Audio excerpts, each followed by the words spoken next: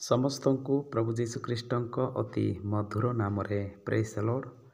ଏବଂ ମୁଁ ଆଶା କରେ ଆପଣମାନେ ସମସ୍ତେ ପ୍ରଭୁ ଯୀଶୁଖ୍ରୀଷ୍ଟଙ୍କ ଅନୁଗ୍ରହ ଦ୍ୱାରା କୁଶଳରେ ଅଛନ୍ତି।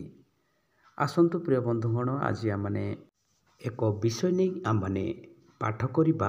ତାହା ହେଉଛି ଆମ୍ଭେମାନେ ସହଭାଗିତା କାହିଁକି ଆବଶ୍ୟକତା କରୁ। ଏ ସମ୍ବନ୍ଧରେ ଅଳ୍ପ ସମୟ ଆମମାନେ କେତୋଟି ବାଇବଲ ପଦକୁ ଆମମାନେ ପାଠ କରିବା। ପ୍ରଥମ ବିଷୟ ହେଉଛି ଆମ୍ଭେମାନେ ସହଭାଗିତା କାହିଁକି ଆବଶ୍ୟକତା କରୁ।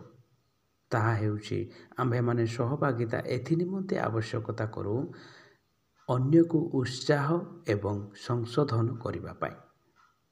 ଏବ୍ରୀ ପୁସ୍ତକ 10 ଅଧ୍ୟାୟ 25 ପଦରେ ଆମେ ଦେଖିବାକୁ ପାଉ। ଦ୍ୱିତୀୟ ବିଷୟ, ଆମ୍ଭେମାନେ ସହଭାଗିତା କାହିଁକି ଆବଶ୍ୟକତା କରୁ। ଆମ୍ଭେମାନେ ସହଭାଗିତା ଏଥି ନିମନ୍ତେ ଆବଶ୍ୟକତା କରୁ କି ଆମ୍ଭେମାନେ ପରସ୍ପର ନିମନ୍ତେ ପ୍ରାର୍ଥନା କରିବା। ଯାକୋବ 5 ଅଧ୍ୟାୟ 16 ପଦ।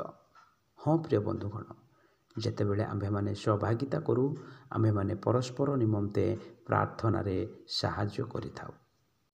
ତୃତୀୟଟି ହେଉଛି ଆମ୍ଭେମାନେ ସହଭାଗିତା କାହିଁକି ଆବଶ୍ୟକତା କରୁ। ଆମ୍ଭେମାନେ ସହଭାଗିତା ଏଥି ନିମନ୍ତେ ଆବଶ୍ୟକତା କରୁ କି ଆମ୍ଭେମାନେ ପରୋପକାର କରୁ ଅବା ପରସ୍ପରର ସାହାଯ୍ୟ କରିଥାଉ। ଏବ୍ରୀ 13 ଅଧ୍ୟାୟ 16 ପଦ। ବାସ୍ତବତାରେ ପ୍ରିୟ ବନ୍ଧୁଗଣ, ଯଦି ଆମମାନଙ୍କଠାରେ ଯଦି ସହଭାଗିତା ନାହିଁ, ଆମମାନେ ପରୋପକାର କରିନଥାଉ, ପରସ୍ପରର ସାହାଯ୍ୟ ଆମମାନେ କରିନଥାଉ। ଏଣୁ ଆସନ୍ତୁ ପ୍ରିୟ ବନ୍ଧୁଗଣ, ଆଜି ଆମମାନେ ସହଭାଗିତା ରଖି ପରୋପକାରତା କରିବା।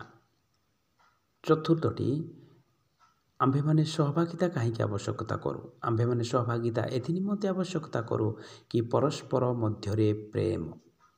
ପ୍ରଥମ ଯୋହନ 4 ଅଧ୍ୟାୟ 11 ପଦ। ବାସ୍ତବତାରେ ପ୍ରିୟ ବନ୍ଧୁଗଣ, ଆମ୍ଭେମାନେ ସହଭାଗିତା କାହିଁକି ଆବଶ୍ୟକତା କରୁ, ତାହାର 4 ଗୋଟି ବିଷୟ ମୁଁ ଆପଣମାନଙ୍କ ସମ୍ମୁଖରେ ରଖିଲି। ପ୍ରଥମଟି, ସହଭାଗିତା ଏଥି ନିମନ୍ତେ ଆମମାନେ ଆବଶ୍ୟକତା କରୁ କି ଅନ୍ୟକୁ ଆମମାନେ ଉତ୍ସାହ ଏବଂ ସଂଶୋଧନ କରିଥାଉ। ଦ୍ୱିତୀୟ, ସହଭାଗିତା ଆମମାନେ ଏଥି ନିମନ୍ତେ ଆବଶ୍ୟକତା କରୁ କି ଆମମାନେ ପରସ୍ପର ନିମନ୍ତେ ପ୍ରାର୍ଥନା କରିଥାଉ। ତୃତୀୟଟି, ସହଭାଗିତା ଆମ୍ଭେମାନେ ଏଥି ନିମନ୍ତେ ଆବଶ୍ୟକତା କରୁ କି ପରସ୍ପରର ସାହାଯ୍ୟ ବା ପର ଉପକାର ଆମମାନେ କରିଥାଉ। ଏବଂ ଚତୁର୍ଥଟି, ସହଭାଗିତା ଆମ୍ଭେମାନେ ଏଥି ନିମନ୍ତେ ଆବଶ୍ୟକତା କରିଥାଉ କି ଆମ୍ଭେମାନେ ପରସ୍ପର ମଧ୍ୟରେ ପ୍ରେମ ସ୍ଥାପନ କରିଥାଉ। ବାସ୍ତବତାରେ ପ୍ରିୟ ବନ୍ଧୁଗଣ, ଆମ୍ଭମାନଙ୍କର ସହଭାଗିତା ଅଭାବ ଯୋଗୁଁ ଆମମାନଙ୍କର ଉତ୍ସାହିତ ଅବା ସଂଶୋଧନ ଆମମାନେ ଦେଖିନଥାଉ ଏବଂ ପରସ୍ପର ନିମନ୍ତେ ପ୍ରାର୍ଥନା ମଧ୍ୟ ଆମ୍ଭେମାନେ ଦେଖିନଥାଉ। ପର ଉପକାର ବା ପରସ୍ପରକୁ ସାହାଯ୍ୟ ଆମମାନେ ଦେଖିନଥାଉ ଏବଂ ପରସ୍ପର ମଧ୍ୟରେ ପ୍ରେମ ଆମମାନେ ଦେଖିନଥାଉ। ଏ ସମସ୍ତ ବିଷୟ ସହଭାଗିତା ଅଭାବ ଯୋଗୁଁ ଆମମାନେ ଦେଖିବାକୁ ପାଇଥାଉ। ଏଣୁ ଆସନ୍ତୁ ପ୍ରିୟ ବନ୍ଧୁଗଣ, ଆମ୍ଭେମାନେ ଯେ ପର୍ଯ୍ୟନ୍ତ ଧରାପୃଷ୍ଠରେ ଜୀବିତ ରହୁ, ସେହି ପର୍ଯ୍ୟନ୍ତ ଆମ୍ଭେମାନେ ପରସ୍ପର ମଧ୍ୟରେ ସହଭାଗିତା ରଖି ଆଧ୍ୟାତ୍ମିକ କ୍ଷେତ୍ରରେ ଆମମାନେ ଦିନ ପ୍ରତିଦିନ ଅଭିବୃଦ୍ଧି ହେବା। ହଁ ପ୍ରିୟ ବନ୍ଧୁଗଣ, ବାସ୍ତବତାରେ ଆମମାନେ ଯେତେବେଳେ ଆଦମ ହବାଙ୍କ ବିଷୟରେ ଆମମାନେ ଧ୍ୟାନ କରୁ, ପରମେଶ୍ୱର ସେମାନଙ୍କ ସହିତ ସହଭାଗିତା ରଖିଥିଲେ, କିନ୍ତୁ ଆଦମ ହବା ସେହି ସହଭାଗିତାକୁ ଭଗ୍ନ କଲେ। ଏଣୁ ସେମାନଙ୍କୁ ପରମେଶ୍ୱର ସେହି ଏଦେନ ଉଦ୍ୟାନରୁ ବିତାଡ଼ିତ କଲେ।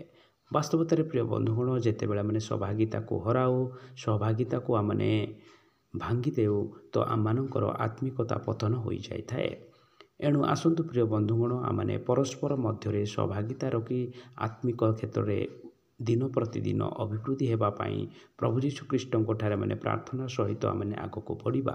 ତେବେ ଆସନ୍ତୁ ପ୍ରିୟ ବନ୍ଧୁଗଣ, ଆଜିର ଏହି ସଂକ୍ଷିପ୍ତ ପଠନ ମଧ୍ୟ ଦେଇ ପ୍ରଭୁ ଯୀଶୁଖ୍ରୀଷ୍ଟ ଆମମାନଙ୍କୁ ପ୍ରତ୍ୟେକଙ୍କୁ ବାହୁଲ୍ୟ ରୂପେ ଆଶୀର୍ବାଦ କରନ୍ତୁ।